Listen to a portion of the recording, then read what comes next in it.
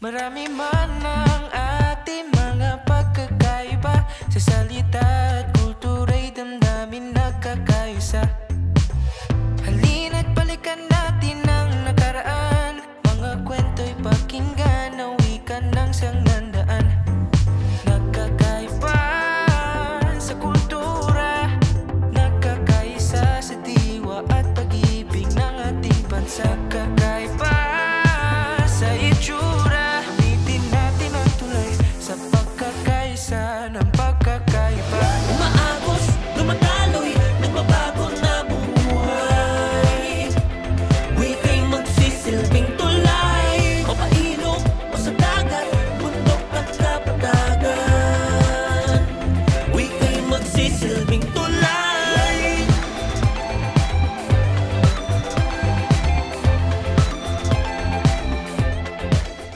Marhay na aldaw! Sa episode na ito, ating tatalakayin ang wika at kulturang naiugnay sa pagiging manghang, ang Bicolano.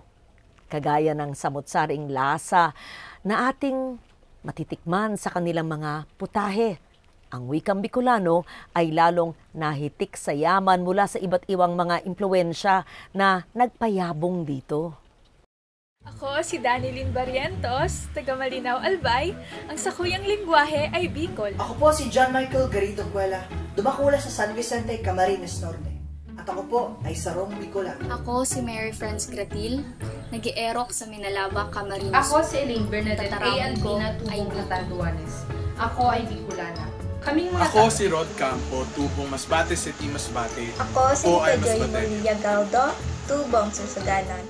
Ako ay Ang ngaran ko po ay Zeus Enrile Ariola, hali sa Naga City, taga Bicol, Sarong Bicolano. So kung titingnan lang natin yung Bicol Lingua Franca at yun yung Bicol na constructed through the years, Bicol that was constructed for the evangelization or colonization, yun na yun. Yun na yung Bicol na maaari nating sabihin ang Bicol na ginagamit sa Katolikong simbahan. So, that's the kind of Bicol na ipagpapalagay ko, yun ang ibig sabihin. Pero siguro dahil usapang wika ito, magandang tunguhin na yung ganoong diskusyon at hindi na tayo matrap sa ganoong maling pag-iisip na ang Bicol ay isang rehiyon na may isang wika. Hindi ito totoo. May 4 na wika, klasifikasyon ni Wilmer Tria at Jason Lobel, at merong 16 na dialekto, at kasama rin dito ang mga endangered languages ng mga katutubong agta. So, para siyang isang Babel, Para siyang isang Babel ang rehiyon. And I believe that this is the same case with all other regions in the Philippines. Yung tinatawag na opisyal o mainstream Bicol ay yung sinasalita sa Legazpi o sa Naga. Maliban dyan, merong tinatawag na Miraya Bicol, which is yun yung magmula sa may bayan na sa Sorsogon, magmula yata sa Pilar, Dunsol, Provillar, Pio Duran, Daraga, Ginubatan, Kamalig. Ang tawag nila dyan ay Miraya Bicol. Sa Naga naman, mayroon silang tinatawag na Rinconada. Doon sa ibang nasa ibang lugar yan. Pero yung Bicol ng Naga at saka Bicol ng Legazpi, yun yung maririnig mong ginagamit sa simbahan. Ginagamit bilang pang-sali ng Biblia, ginagamit sa mga dasal, ginagamit sa panitikan. At ang modernong equivalent niyan ay yun ang gamit ngayon ng mga batang Bicolano sa kanilang pagsusulat ng mga short stories, essays, poetry. Sinasabi ko nga, ito yung pinakamatandang Bicol na matatagpuan na wika sa rehiyon. Kasi ito yung mga old settlements, mga pinakaunang mga settlements sa Bicol. Ang nakakatawa pa at nakakalungkot din, na ang Rinconada pa yung naparatangan na mababa yung pagtingin ng mga tao sa Bicol sa mga nagsasalita ng rinconada kasi parang sa pag sinabing ikaw ay rinconada, ikaw ay taga-bukid. May ganun kasing mga, alam mo naman, this is language. Ang daming mga biases, ang daming mga prejudices pagdating sa wika. So, I think ano talaga siya banggaan yung wika ng Bicol ay nandito yung banggaan ng dalawang migration patterns mula taas at baba. So at dito nagko-converge sa dito nagtatagpo dito sa Bicol region. Na ang reyong Bicol ay binubuo ng mga isla.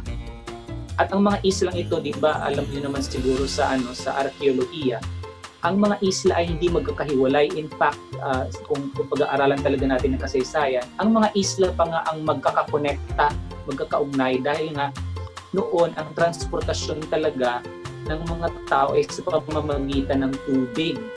So kung kaya, mas nakakapag-usap yung mga coastal communities. Ang mababanggit ko ngayon yun nga, pinagkokonekta itong mga bayan na ito ng mga ilog. Kaya kala mo kalat-kalat kasi ngayon ang transportasyon na natin ay by land. So pero kung susubaybayan mo yung ugnayan ng mga bayan na ito sa pamamagitan ng ilog, makikita mo yung ugnayan nila. So at mayroon pang isang factor, yung bulkan. Grabe din sa Bicol ang mga bulkan, active ang bulkan ngayon. So kung kaya yung mga tao din kung paano sila lumilipat at napipilitang lumikas dahil sa pagputok ng bulkan, dala-dala nila yung kanilang wika. Ang wikang Bicol ay may tinatawag na glottal stop. Pero ito kasing pagkakaroon kasi ng glottal stop ng Bicol ay hindi naman peculiar yan sa Bicol lang. Yun naman ay nakikita din sa ibang mga wika sa bansa. Pero kung magtatanong ka nga kung anong kakaiba sa wikang Bicol, yung may glottal stop siya. Yung tinatawag na dai o puso o pusok, wara. Yan yung mga salita na pwede nating masabi na na dakula, bako. Bako is hindi. So pag sayang bako, hindi naman siya bako. Hindi bako. Meron siyang glottal stop doon sa dulo ng o. Na mahirap siyang ibaybay kung gagamitin mo ang ortografiyang Tagalog. Ikalawa, ang napapansin ko pa recently ay yung sa Bicol, yung mga vowels, yung mga patinig na i at ay pagbalik ta rin mo man, okay lang. Hindi ka malilito. Hindi ka sa hindi maintindihan, magkakaintindihan kayo. So interchangeable. Ang pinaka-example dito kasi grabe yung impluwensya ng relihiyon sa buong rehiyon ng Bicol. Ang naisip kong salita yung Herak. Hirak. Na i-pronounce mo man siya na hirak o herak, okay lang. Kung ikukumpara mo daw sa salita, for example, na misa, mesa, magkaiba yun. Na sinasabi naman talaga ng mga tao na ang wika, nasa loob talaga ng wika ang kaluluwa ng isang kultura. Kung wala talaga dito sa wika, ibig sabihin, yung mga iniisip natin, mga kaisipan, yung ating mga pagdadalumat ng ating karanasan ay hindi mo magagawa kung wala rin sa wika. Utang na loob natin ito sa mga mainly mga Franciscans at Augustinians ang mga nakarating sa Bicol. At kaya hanggang ngayon kung paano standardize yung orthography, kung paano pag-aralan yung wika ay bumabalik pa rin sa mga pag-aaral nitong mga kauna-unahang mga priling ito panahon pa ng Kastila. Pero ang hindi mo matatawaran pagdating sa loob ng misa, pagdating sa loob ng simbahan, sa pagbabasa ng Biblia at iba pang mga relihiyosong akda, nandoon matatagpuan yung paggamit talaga noong matandang Bicol.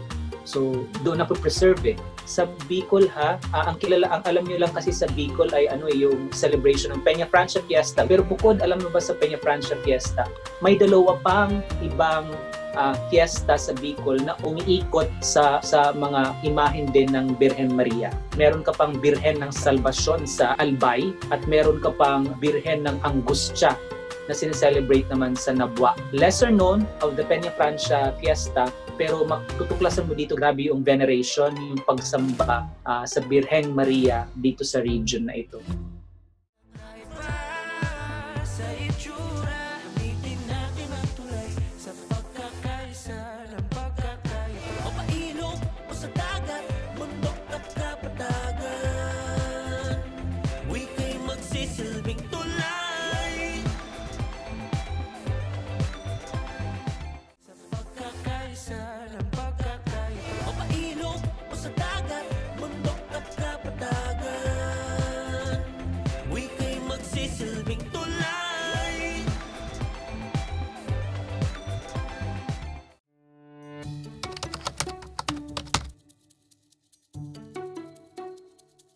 Igsiko ining panahunta sa ngunyan, ang kinaaban nagsasapo sa manlain-lain na katibaadan, ang gabat asing pasakit makatakot na isa hunaakon, pagtuga ng bulkan, pagkuriyat ng virus, bagyo, indol, maging katiwalian sa gobyerno, kung sa saro-saroon makulog sa payo. COVID-19 sa kuyang titigsikon, taining salot na ini bantog dawa sa in. Ang perwisyong dara gabos na tao sa imo dain nauugma. Tapuon ka nag-abot ka gabos na establishmento nagsasara. Ang buhay ka mga tios amay mong kinua. Ang tinatawag nilang tigsik, ayan yung famous. Tigsik is a toast. Tigsik yan is para rin yung isang anyo ng panitikan na pwede kang magdebate, magpuna, praise o pagbunyi ang isang bagay sa papamagitan ng tigsik na ang anyo ay 4 na linya na may monorhyme, iisa ang rhyme. It's a toast. Pag nagiinuman, pag natapat sa'yo yung baso, ikaw yung magsasalita. Tinigsik ko ining kaadlawon, makaruruyag pagmati-mateon. Taan balaog ning Diyos nun, nagsusuklog sa satong lalawgon. Tigsik ko man ining adlaw, natata nakakasuriaw, baga akong matutunaw, kung sa sakong kublit, naglalayaw-layaw. Tinigsik ko ang bulan, daig ko masabutan ang kagayunan, dayaong ka sa kaitaasan, nagsisabing ilaw sa kapalibutan. Yung epic naman, yung epic ng Bicol is only a fragment. Ang hirap ay tinranscribe ng isang pari yung kwento o epiko ng Ibalong na hanggang ngayon ay I think ang nag-i-exist lang ay 64 stanzas na nagkukwento sa mga lumang bayani ng Bicol. Sila si Baltog, si Bantong at saka si Hanjong. Mga Bicol na bayani na nagsimula ng pagkakaroon ng kabihasnan sa Bicol. Sa kasamaang palad ay hindi talaga siya hindi naman talaga siya natagpuan, natuklasan. Kailangan ko itong linawin na hindi naman talaga siya natuklasan pa na meron talagang epic pa na buhay sa Bicol. Kasi itong binabasa kasi natin yung epic ng Anbyong, ito ay isinulat na ni Fray Bernardino Melendreras. Ibig sabihin, hindi na talaga ito katulad ng mga epiko ng Agyo o ng Labaw Donggon o kaya ng Hudhud o kaya ng Darangin. Hindi na ganun kabuhay. Bicol, of course, na yung Rawit-Dawit, yung Isipon, yung Belap. Yung sa folk stories naman, of course, ang pinakaano dyan, yung kwento ni Mayon at saka ni Gugurang, ni Aswang. So, ang dami naming mga kwento.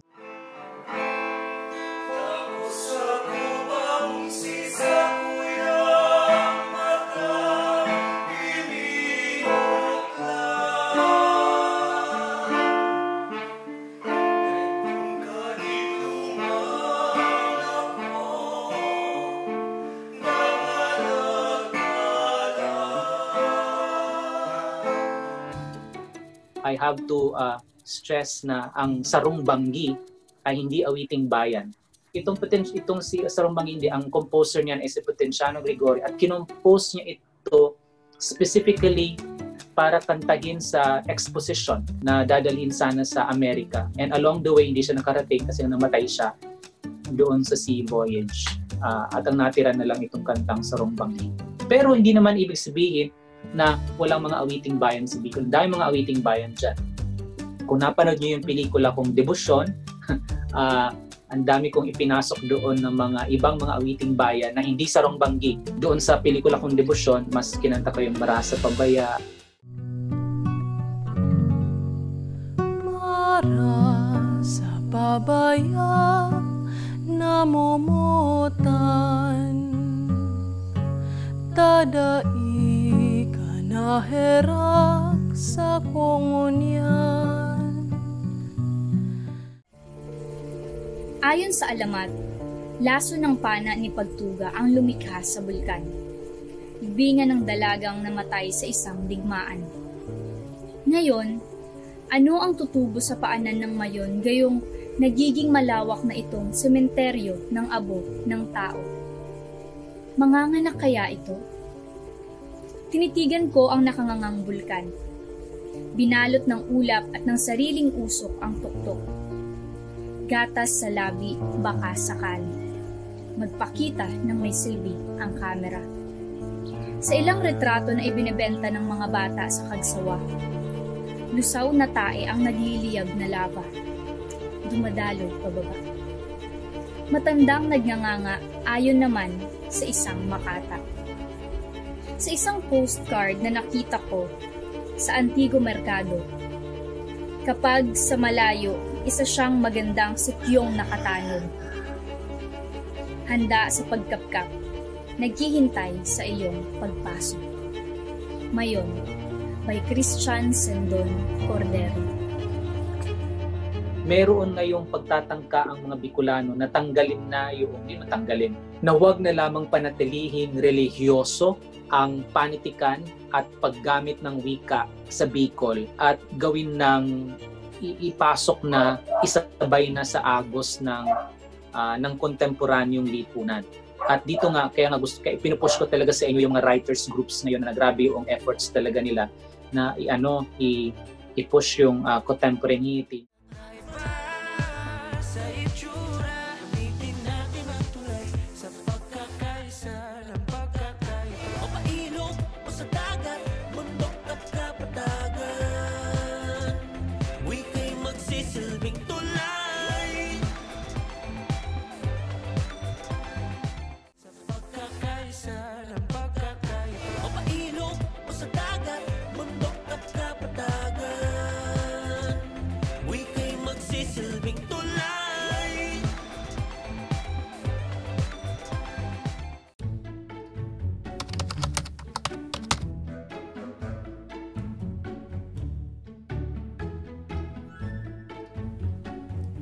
Maurag, determinado, asin pinaglalaban ang mga prinsipyo sa buhay. Para sa ko, ito ang ibig sabihin kan Oragon. Kapag sinabi namin Oragon sa Bicol, ang ibig sabihin niyan ay matibay, matatag, hindi madaling sumuko. Ganun namin inilalarawan ang sarili namin. Kasi kahit anong bagyo ang dumaan sa amin, mapaliteral man na bagyo o bagyo sa buhay, hindi kami agad-agad sumusuko. Bumabangon kami mula sa pagkakalugmok namin dahil matibay kami, matatag kami, Oragon kami. Nagsistereotype kasi tayo ng mga regional characteristics. And of course, ayan na naman nga tayo. Sasabihin natin dyan ng mga Bicolano daw ay masyadong malibog, hot, dahil daw sa sili. So kaya daw, grabe daw yung grabe yung tawag doon, yung oral quality daw nung language ay parang hot parate. Pero yun, ayaw kong maniwala doon.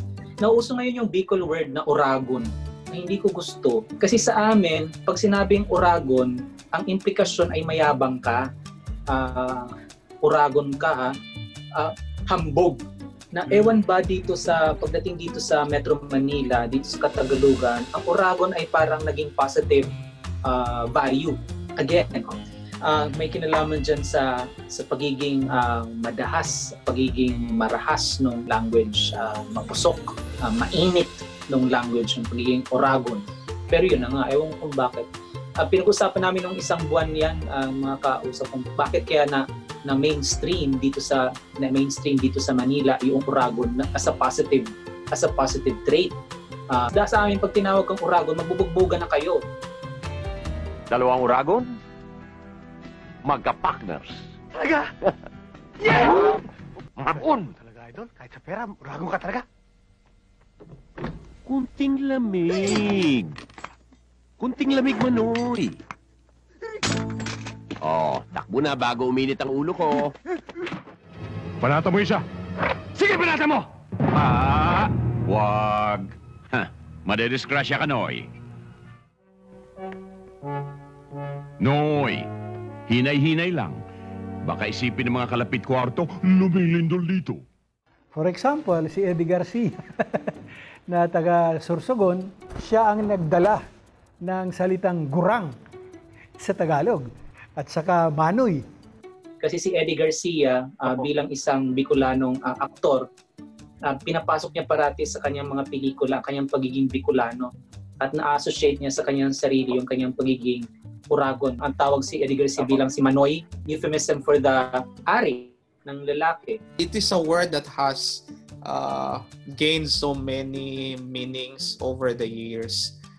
Totoo na merong sexual connotation ng salita, pero over the years naging badge of honor na rin. Depende kung saang school of thought ka nakatingin o anong school of thought ang ginagamit mo, kung paano mo i-re-evaluate o i-value ang salitang ito. Maipapakita dito na contentious lagi ang usapang wika. We do not always agree, and that is good, that is healthy when we do not agree, because that promotes a diversity in thinking. Ang complaint ngayon sa Bicol, sa media, lalo na sa media, mas marami na ngayon ang gumagamit ng Pilipino. Kaya mahirap sumasama ang loob ng iba, bakit daw parang kinakalimutan yung sariling wika. Ang patunay na ang Bicol ay hindi basta-basta mawawala, kasi ginagamit pa rin yan ng maraming manunulat. Lalo na ng manunulat na kabataan.